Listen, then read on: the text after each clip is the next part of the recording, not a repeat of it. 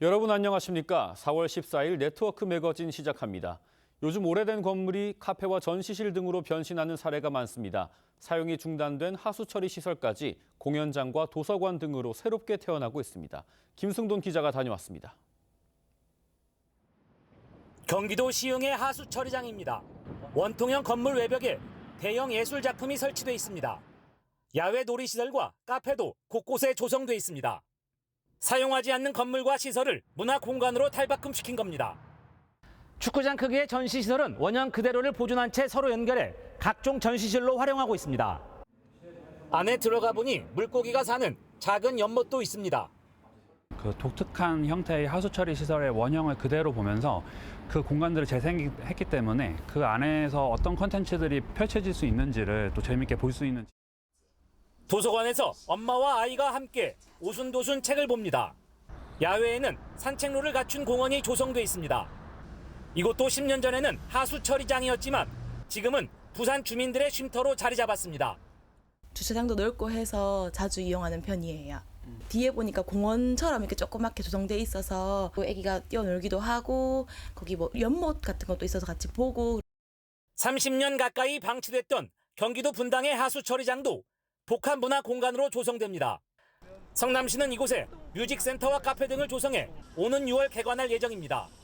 TV조선 김승돈입니다.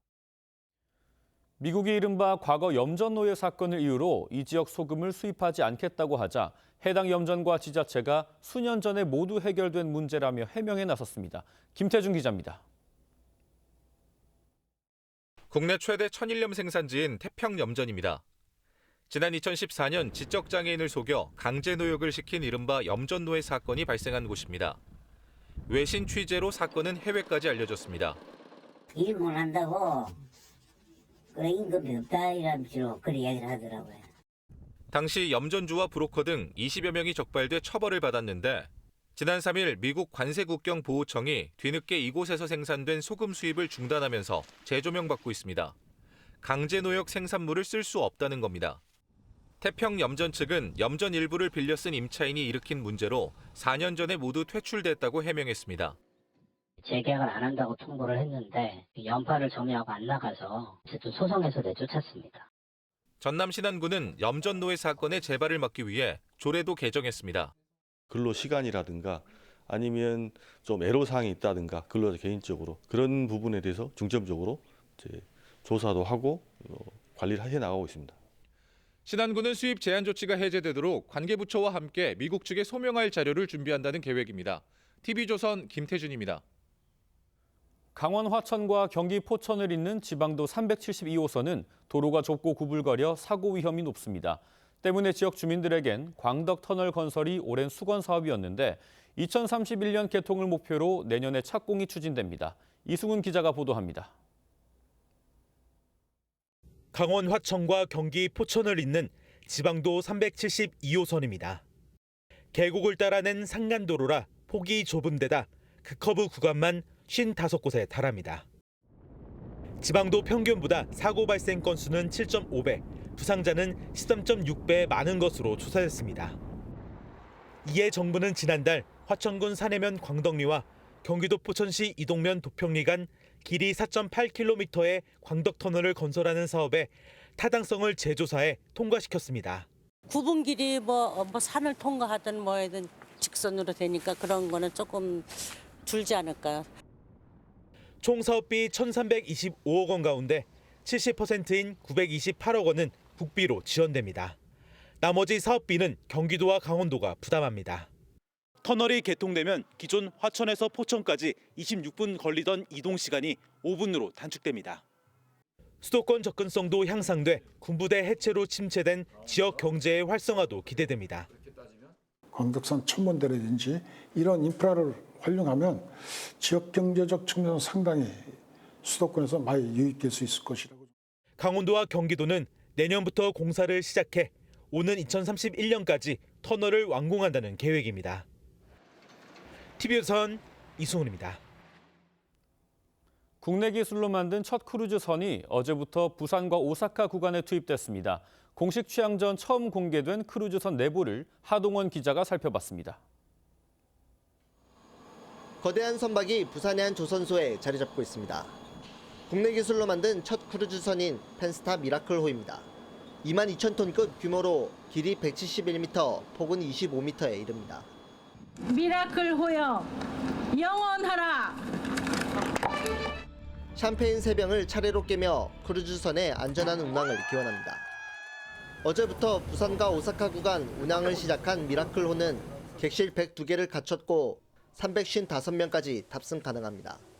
뷔페 식당과 면세점 등 5성급 호텔 수준의 다양한 편의시설도 갖췄습니다. 크루즈선에는 이렇게 깊이 1.4m인 야외 수영장도 마련됐습니다. 컨테이너 250개나 차량을 실을 수 있는 공간도 마련돼 있습니다. 승용차도 탑재하여 원하는 지역에서 하선하고 자기 승용차를 이용하여 지역 관광을 할 수 있도록 할 예정입니다. 연료 소비와 배출가스를 줄이는 고효율 하이브리드 엔진이 장착돼 오사카까지 운항 시간은 2시간 이상 단축됐습니다. 대한민국 최초의 국제 여객선을 지었다는 자체가 굉장히 큰 의미가 있다고 말씀드릴 수가 있습니다. 선사는 일본과 중국 등 크루즈를 타고 다녀올 수 있는 가까운 외국 해양 관광 코스를 추가 개발할 예정입니다. TV조선 하동훈입니다. 대다수 비수도권 지역의 가장 큰 우려는 인구 감소로 인한 지역 소멸입니다. 그런데 충북 음성군은 오히려 인구가 늘고 있습니다. 군은 2030년 인구 15만 명을 달성해 시로 승격한다는 계획을 내놨습니다. 김다로 기자가 보도합니다. 우즈베키스탄 국적의 40대 남성이 체류 기간 연장을 하기 위해 상담을 받습니다. 같은 국적의 통역사는 필요한 서류를 안내하고 출입국 사무소 방문 예약을 도와줍니다. 우리나라 사람들 한국어도 모르고 그 양식을 작성하는 방법도 모르니까 그래서 여기 오셔서 우리는 다 도와줄 거야. 음성군 외국인 지원센터는 한국어와 지게차, 컴퓨터 등 각종 교육과 통역 서비스도 해주고 있습니다. 일주일에 약 800명가량이 이용합니다. 공단 등의 일자리가 많은 음성군의 등록 외국인은 2021년부터 매년 1,000명 넘게 늘고 있습니다. 직업 선택을 할 수 있는 곳이 좀 여러 곳이 있고 그다음에 이제 정착 지원에 따른 서비스가 좀 많이 잘 구축이 되어 있고 등록 외국인을 인구수에 포함시키면 음성군 인구는 10만 8,800여 명으로 늘어납니다. 행정안전부는 최근 외국인이 시승격 기준에 포함될 수 있도록 했습니다. 음성군의 지속적인 건의를 받아들인 겁니다. 특례시를 지정할 때는 외국인이 포함이 됐었고 군이 시로 승격을 할 경우에는 외국인이 빠져 있었습니다. 그래서 이건 형평성에 맞지 않다고 그래서 음성군은 기업 유치와 주택 공급을 통해 2030년까지 인구를 15만 명까지 늘려 시로 승격한다는 계획입니다. TV조선 김다로입니다.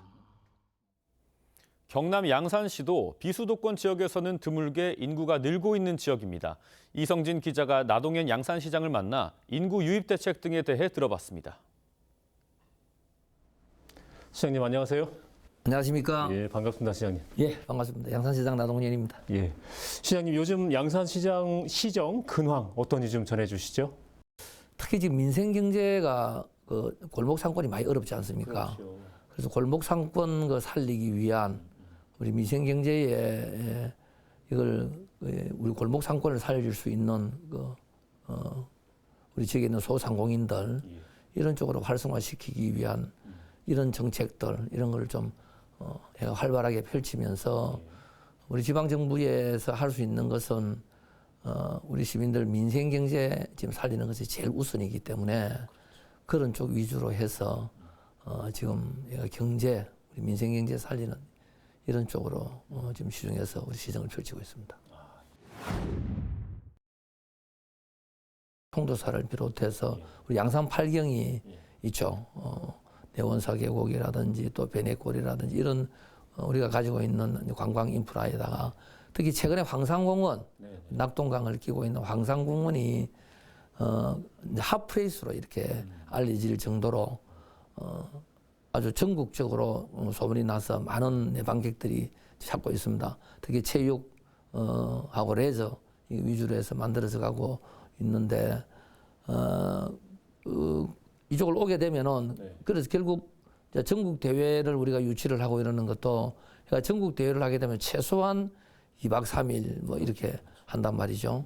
못하더라도 1박 2일은 하고 또 그 전에 뭐 체육 행사를 하려면은 또 와서 사전 답사를 하기 위해서 오기도 하고 이러기 때문에 그렇게 하게 되면 자연적으로 우리 양산에서 머물게 되고 그런 그 정책들을 펴나가는 것도 우리 양산 방문회와 같이 맞물려서 관광 인프라를 활용한 우리 양산 쪽에서 머무는 이런 그 정책들을 펼 수 있는 그런 정책이라고 생각을 합니다.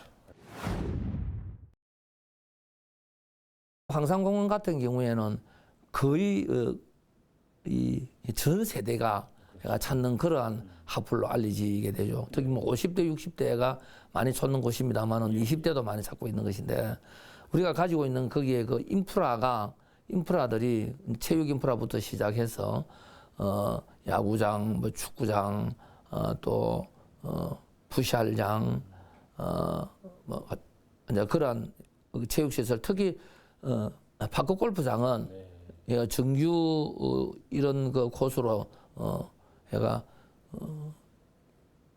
우리 낙동강뿐만이 아니라 전국적으로도 한 지역에 90%씩 이렇게 갖추고 있는 곳이 없습니다. 그리고 거기서 많은 그 축제를 저희들이 엽니다. 지금 뭐 얼마 전에 우리가 치렀습니다. 벚꽃이 또 있다 보니까 벚꽃 축제가 있고 가을에는 국화 축제가 있고 이런 그 꽃의 향연을 펼칠 수 있는 그런 곳이고 또 지방 정원을 저희들이 조성해 나가고 있기 때문에 그렇게 해서 꽃을 이래 어떤 찾아오는 이제 그런 우리 내방객들이 많이 오기 때문에도 그렇고 그다음에 오토 캠핑장 같은 경우에는 보면 가족 단위들도 와서 캠프를 하고 이러고 있기 때문에 그런 체육 행사, 문화 행사 이런 거를 우리가 치르면서 많이 찾을 수 있는 이제 그런 곳이라고 생각을 합니다. 산업 혁신을 할 수 있는 R&D 그 기관을 저희들이 계속 유치를 하고 있습니다.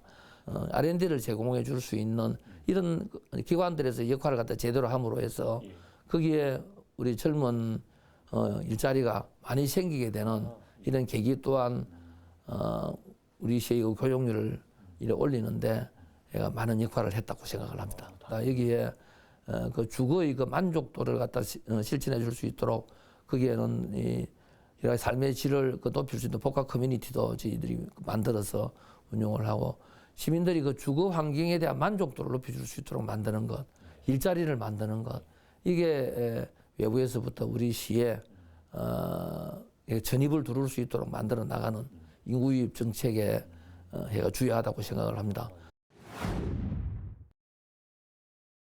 해일기로 가지고 해가 물을 투하를 하고 또 거기에 이제 뒤에 가서 잔불을 정리를 하고 이렇게 해야 되는데 이게 또 일몰시간 걸려버리면 안 되지 않습니까? 그래서 방안선을 구축을 하면서 우리 거의 전 지구를 다 투입을 시켰습니다. 그리고 또 소방서에서도 이 사실은 소방서에서 진화를 하는 데는 얘가 원래 매료안에는 얘가 산불에 투입되는 것은 소방서의 몫이 아닙니다. 이제 우리 지켜야 될 이제 건물이라든지 이런 어떤 기반 시설들에 대한 그만하고 산불은 우리 산불 진화대하고 우리 공무원들이 투입을 해서 하도록 되어 있는데 마지막 단계는 안 돼가지고 우리 소방서장님하고 이게 급한 게 아니라 산불이 더 급하니까 협조 요청을 했더니만 바로 또 소방서에서도 지원 요청을 해주셔서 우리 전문 대원들이 아닙니까 소방대원들이 그래서 119 대원들하고 같이 투입을 해서 마지막 우리 방안선을 갖다 양산에서 넘어오는 선을 지켰죠. 시장님 지금까지 양산에 대한 여러 가지 이야기 잘 들었습니다. 감사합니다. 감사합니다. 경남 의령군이 경기 연천에서 경남 합천까지 연결하는 남북 육축 고속도로를 의령을 경유해 남해고속도로 함안 IC까지 연장해야 한다는 서명운동을 시작했습니다. 오태환 의령군수는 고속도로는 사람과 지역을 잇고 경제와 문화를 연결하는 성장의 기반이라며 국가 균형 발전을 위해 고속도로를 연장해야 한다고 말했습니다. 네, 4월 14일 네트워크 매거진은 여기서 마치겠습니다. 저는 다음 주 월요일에 다시 찾아뵙겠습니다. 감사합니다.